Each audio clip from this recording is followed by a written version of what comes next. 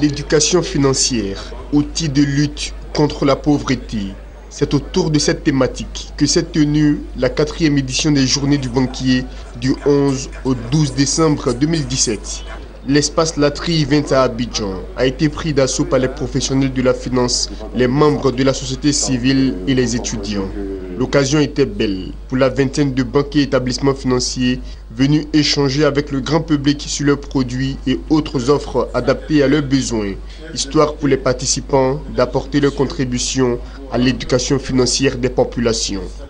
Nous participons donc à la journée du banquier pour réitérer notre engagement à être présent aux côtés des Ivoiriens pour les accompagner dans le processus de bancarisation, aussi pour faire de la visibilité.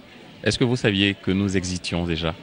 D'accord, donc c'est heureux. Tout le monde ne le sait pas, donc c'est pour nous une plateforme d'échange pour rencontrer des opérateurs économiques, des personnes civiles, des entreprises, et une occasion pour nous donc de présenter la BOA et les différents produits et services que nous proposons.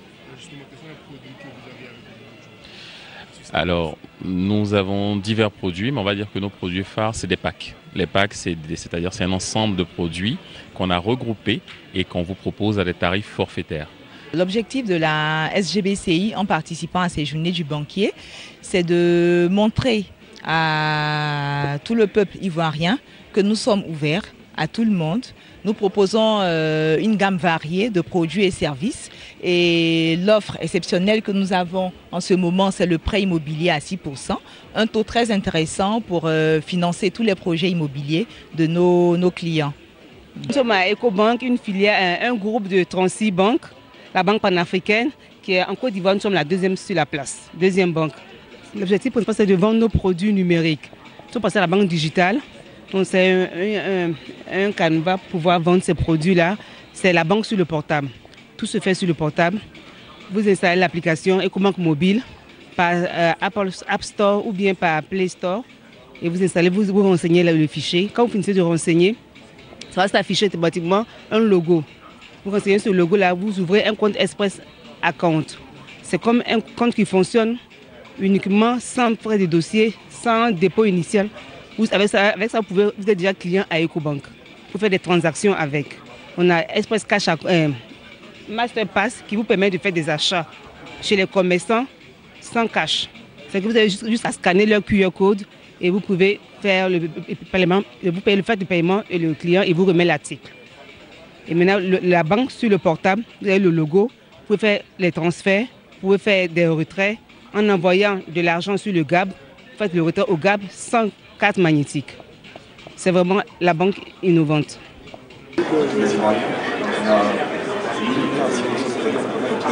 Toute une nation a besoin d'éducation financière pour se développer.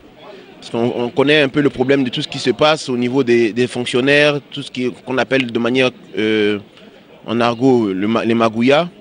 Tout ça contribue à plomber financièrement les familles. Et donc il était important qu'on porte ce thème, nous les banques, afin de trouver les solutions, afin de trouver les causes de ces différents problèmes et de trouver les solutions appropriées. Nous, à Versus Bank, on a essayé de penser à ce problème depuis bien longtemps. On a créé des produits tels que l'épargne naissance qui permet dès la naissance au bébé d'avoir un compte en banque. Et c'est un élément important parce que dès la naissance, la mère commence à mettre de l'épargne pour le compte de l'enfant. Et l'enfant, déjà à 10 ans, il sait qu'il a un compte, même s'il n'est pas dépositaire en termes juridiques de ce compte.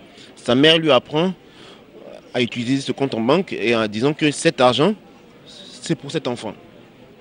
Donc on a ouvert beaucoup de comptes épargne naissance, c'est un produit qui marche et qui a trouvé un écho favorable auprès de la population. Donc aujourd'hui, ce produit peut constituer un terme de solution pour l'éducation financière.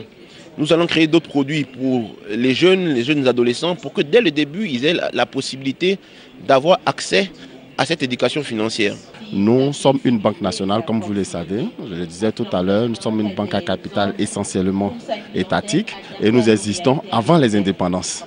Nous sommes l'émanation de la Caisse autonome d'amortissement et nous sommes résolument engagé dans le processus d'évolution du système économique ivoirien. Vous savez qu'au lendemain de la grande crise que la Côte d'Ivoire a connue, la Banque nationale d'investissement a été la première banque à se redéployer dans les zones qu'on appelait les zones à risque, c'est-à-dire les zones centre, nord et ouest. Nous avons ouvert systématiquement des unités de production pour être proches des Ivoiriens malgré le risque que ça courait.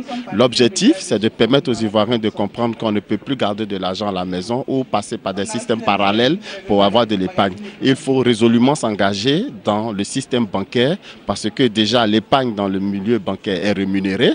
Ensuite, nous encourageons justement par la formation, par le système de sponsoring de plusieurs activités socio-culturelles partout en Côte d'Ivoire et nous accompagnons, vous le savez, tous les ministères. C'est-à-dire que, comme je le disais, l'action gouvernementale, c'est notre engagement premier. Donc nous sommes engagés, nous n'avons pas le choix, il faut qu'on aille à l'émergence. Notre orientation au niveau de la Banque Atlantique est sur l'orientation et l'écoute du client. Et donc nous sommes proches de nos clients dans le sens où nous selon tous les besoins des clients avant de leur orienter un produit. Ce qui fait que nous anticipons sur les besoins de tous nos clients. Donc l'éducation financière aujourd'hui est quelque chose qui est déjà pris en compte dans les valeurs de la Banque Atlantique. C'est important au regard de tout ce que nous avons connu dans notre gestion de nos portefeuilles, au regard de tout ce que nous vivons avec les clients, avec tout ce qui est des gestions des risques, de tous les dossiers de crédit surtout, nous nous rendons compte en fait que la population ne maîtrise pas, ne parle pas le même langage que la banque. Ce qui fait que vous entendrez très souvent que la banque ne finance pas, la banque n'accompagne pas. C'est parce qu'à la base, on n'a pas la culture de l'éducation. On vient à la banque quand on a une sollicitation, non pas pour prendre conscience, pour comprendre le terme de la banque et savoir comment la banque peut nous aider à pouvoir réaliser nos rêves dans notre avenir et dans nos projets. À l'ouverture, 2 conférences inaugurales ont permis de planter le décor de cette tribune de promotion de l'éducation financière en Côte d'Ivoire.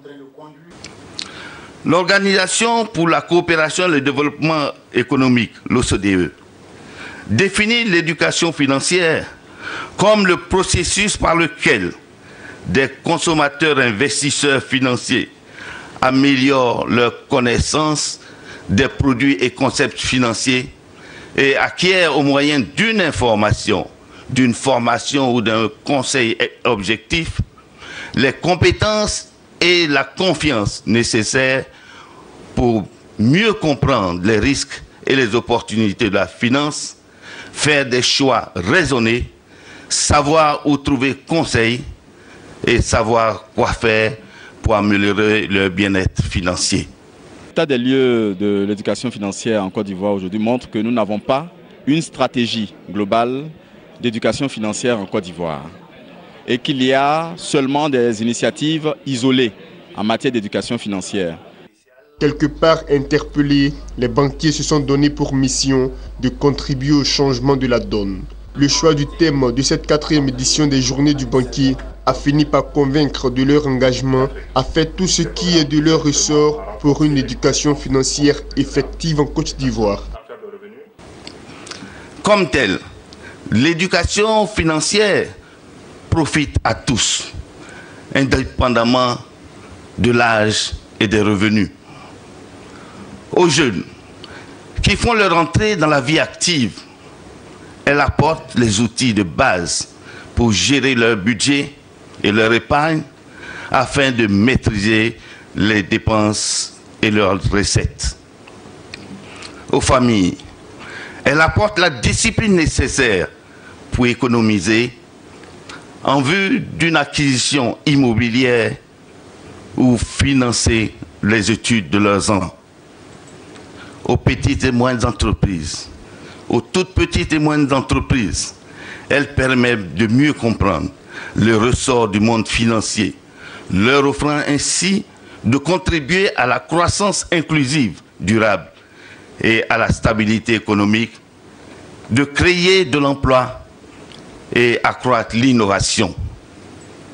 Aux plus âgés, elle permet de s'assurer qu'ils ont épargné suffisamment pour disposer d'une retraite confortable en leur fournissant les informations et le savoir-faire nécessaires pour faire des placements judicieux au titre de la retraite ou des placements personnels. à ceux qui disposent de faibles revenus. Elle les familiarise avec la notion d'épargne et permet de tirer le meilleur parti de ce qu'ils parviennent à économiser.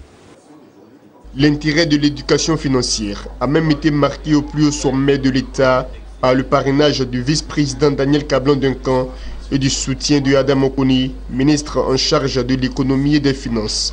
Pour leurs représentants, l'éducation financière viendra booster la mobilisation des ressources. Au niveau microéconomique, promouvoir l'éducation financière permet aux populations d'opérer les choix éclairés en matière de décisions financières. Elle permet donc de mieux comprendre les notions financières de base et les différentes possibilités, ainsi que les services financiers proposés par les banques, les sociétés d'assurance également. Elle permet par ailleurs d'obtenir des précisions sur les avantages et inconvénients des différents placements ou crédits existants. Ainsi donc, il apparaît particulièrement primordial d'améliorer le niveau de compétences financières des segments les plus vulnérables de la population.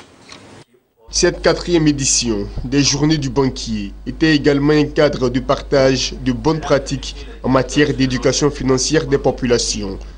Le premier panel, contribution de l'éducation financière dans l'amélioration de la productivité de l'entreprise. L'objectif recherché, c'est d'aboutir à ce que nos opérateurs économiques, les PME, les promoteurs de PME, comprennent que pour réussir dans l'entrepreneuriat, il faut avoir un minimum d'éducation financière. Donc, outiller l'entreprise au bon suivi et au contrôle de ses activités, fournir à l'entreprise des outils pour l'élaboration, le traitement, la lecture et l'interprétation des états financiers et aborder la qualité sous l'angle économique. Le second panel, l'éducation financière, opportunités ou menaces pour les prestataires de services financiers. Aujourd'hui, nous évoluons vers la financiarisation de notre économie. Certains se posent la question, est-ce que l'arrivée de nouveaux services, surtout liés au digital, est-ce que ça ne constitue pas une menace pour l'activité bancaire? Ce débat sera fait au cours de ce panel. Donc l'objectif ici, c'est de démontrer que l'éducation financière est une opportunité pour les prestataires de services financiers, ce qui permet de fluidifier la relation entre l'entreprise et les prestataires de services financiers, fournir à la population les modes alternatifs d'accès aux services financiers, fournir aux entreprises les outils et méthodes nécessaires à une meilleure gestion des différends avec les opérateurs de services financiers en vue de faciliter leurs relations commerciales. Le troisième panel, rôle de l'éducation financière dans l'inclusion financière des populations. Il s'agira de voir le rôle de l'éducation financière face à l'utilisation des produits financiers et également quelle politique pour l'éducation et l'inclusion financière des jeunes. Donc l'objectif, c'est de donner une culture financière de base aux populations, c'est d'améliorer la connaissance des produits financiers et concepts financiers et surtout renforcer les capacités des populations à une meilleure utilisation des services financiers. Et le dernier panel, rôle de l'éducation financière dans la protection des consommateurs de produits financiers et bancaires. Donc les objectifs poursuivis, c'est de développer un comportement de consommateur avisé, informer les consommateurs de produits financiers et bancaires sur leurs droits et devoirs, diffuser les tests réglementaires en matière de consommation de produits financiers et bancaires et fournir aux consommateurs les outils et méthodes nécessaires à une meilleure gestion des différends avec les différents opérateurs. Les initiatives vont édifier le public, telle celle du ministère de l'Éducation nationale qui vise à lutter contre l'endettement massif et le surendettement en milieu enseignant. Nous savons, par exemple, qu'en 2014, nous étions à peu près à 39 000 enseignants en situation de surendettement. Dans les études que nous menons, il y a certains qui arrivent, on va dire, dans la question du surendettement par ignorance. Par ignorance. Ils pensent avoir en face d'eux quelqu'un qui comprend leurs problèmes et qui va les aider. Or, ils viennent là de rentrer dans un tourbillon sans fin. Voilà. Donc déjà commencer par donner, on va dire, ces informations aux enseignants. Mais surtout, les aider à apprendre à gérer au mieux leur salaire.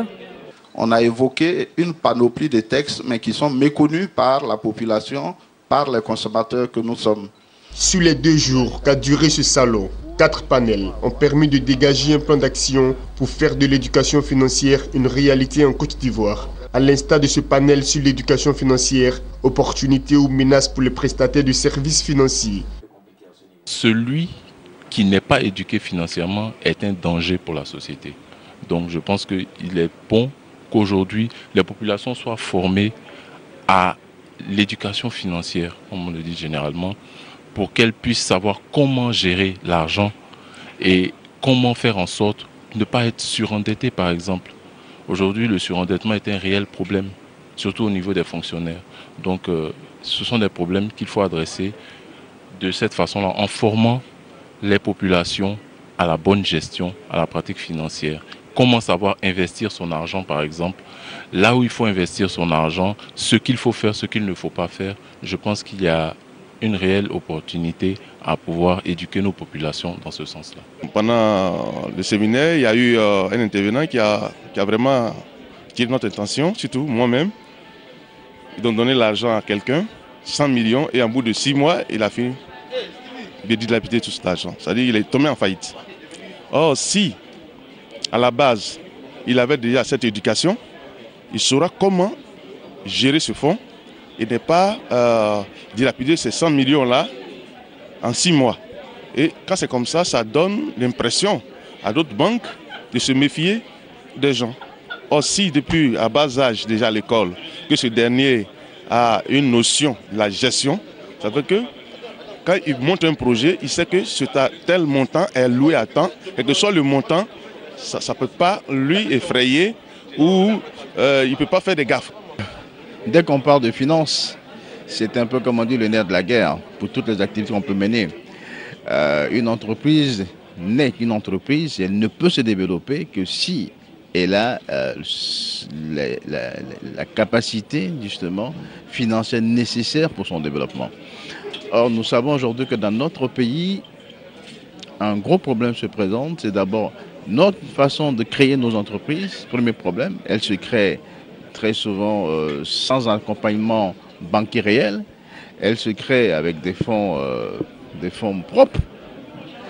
Et pour les entreprises, c'est déjà un handicap majeur. Ensuite, elles ont des difficultés pour avoir accès au financement. Et quand elles ont accès au financement, elles ont parfois des difficultés pour faire le bon choix financier en fonction des activités qu'elles mènent. En fait, elles ont des difficultés pour comprendre le monde des finances. C'est pour ça que la question de l'éducation financière est importante. À l'issue de ces 2 jours de réflexion, plusieurs résolutions ont été prises. Très prochainement, elles vont être remises aux autorités pour leur implémentation.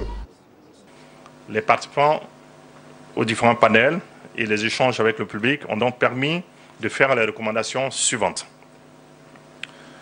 Promouvoir le partenariat et la collaboration en faveur de l'éducation financière. Donc on l'a vu, il y a des initiatives ça et là. Donc il est important de pouvoir créer des plateformes d'échange et de collaborer davantage pour que ces initiatives soient plus efficaces. Encourager les actions de formation et de sensibilisation. Poursuivre les initiatives avec la Banque mondiale. On sait que c'était un point très important pour la Banque mondiale, pour le groupe de la Banque mondiale, qui appuie l'étude en cours pour l'amélioration d'une stratégie nationale d'éducation financière en Côte d'Ivoire. Concevoir une base de données sur l'éducation financière. Introduire l'éducation financière dans les programmes d'éducation sociale afin d'inculquer aux futurs citoyens le réflexe de recourir aux services financiers et de mieux maîtriser ses finances. Pour ce qui concerne donc les acteurs, les agents économiques, notamment les PME, renforcer donc leurs capacités par des ateliers pratiques, mais aussi leur formation par des centres de gestion agréés qui peuvent être donc des relais en matière de formation, en matière donc de vulgarisation de l'éducation financière. Nous laissons les médias, bien entendu, prendre ces photos avec le président du patronat, le président de la PBF et Mme Kofi, que je vous invite à applaudir encore bien chaleureusement, s'il vous plaît. Je vous remercie du fond du cœur par ce geste.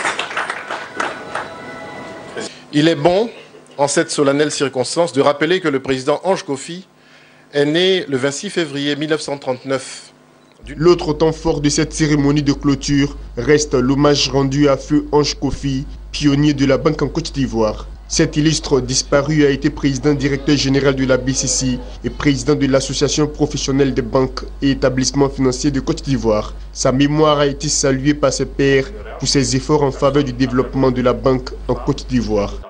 Monsieur Ange Kofi, donc, qui a été président du conseil d'administration et avant ça président directeur général de la BCC, a été un banquier accompli. Et l'APB a bien voulu lui rendre hommage aujourd'hui.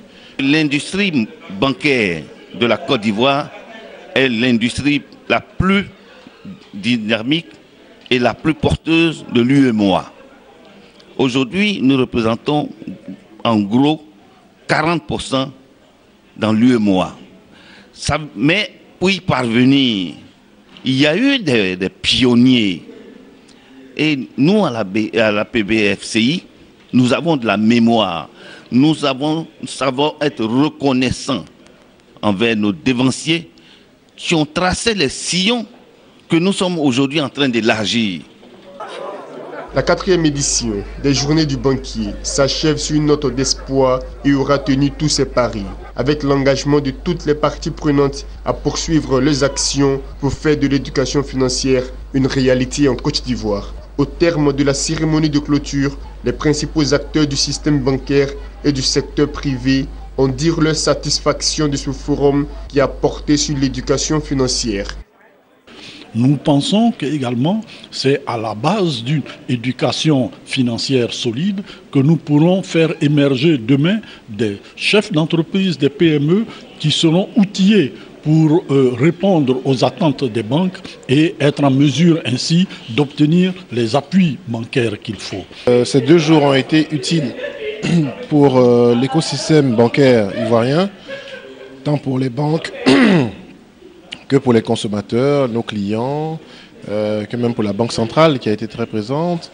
L'éducation financière qui a été au centre des débats est un sujet d'intérêt majeur parce que le faible taux de bancarisation que nous avons aujourd'hui en Côte d'Ivoire, 16%, trouve une partie de son origine dans justement la faiblesse de l'éducation des populations. Ah non, je suis un président heureux. Heureux parce que nous avions pris une option, que cette 4e édition ne soit pas consacrée à un sujet purement bancaire ou financier, mais qu'on puisse adresser un maximum de gens, c'est-à-dire pouvoir s'exprimer à la population. Et le thème était d'autant plus objectif qu'il parlait à la fois de l'éducation financière qui se rapproche bien sûr de l'inclusion financière et de la pauvreté. Ça veut dire que ça touche tout le monde, tant les milieux nantis que les milieux les plus pauvres.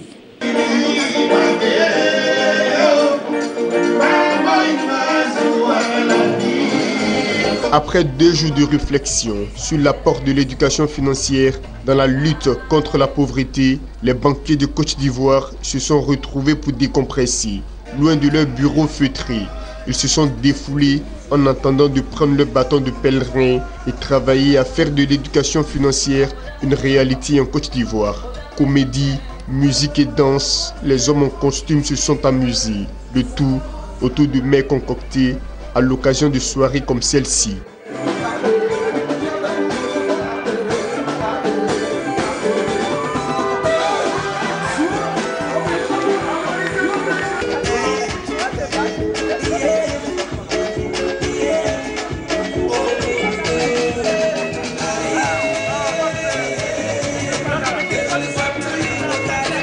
Nous terminons dans l'apothéose ces journées du banquier qui aujourd'hui nous permet de nous réunir, tous les acteurs qui ont participé de façon active à ces journées brillantes qui ont drainé la population qui était intéressée par ce thème. L'objectif donc de ces journées, c'était donc de former, d'informer. Et ceux qui n'ont pas été là seront informés et formés par ceux qui ont été là. Et c'est l'espoir que nous caressons au soir donc de ces journées brillantes, heureuses et fraternelles.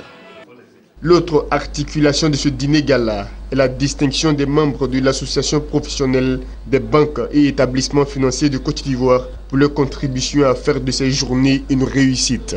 2 prix honorifiques ont été décernés à Roger Kouazan et Daouda Koulibaly, respectivement invité spécial et président du comité scientifique des dites journées.